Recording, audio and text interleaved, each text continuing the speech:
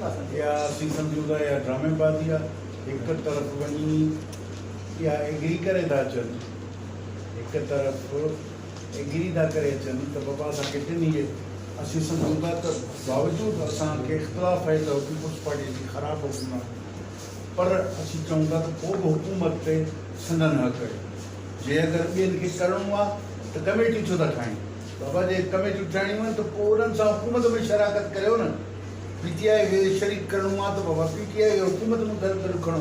जे नथा खणो त पोइ बाक़ी या कमेटी वरी छा कनि?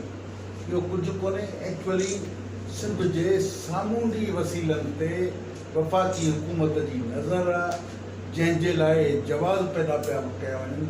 ऐं जवाज़ पीपुल्स पार्टीअ जी करप्शन आहे, जंहिंखे ख़ुदि लिकाइण लाइ पंहिंजे बचाव जे लाइ चवनि था जेको कयो असां मिड़ेई ते ईअं ई कंदा रहंदा।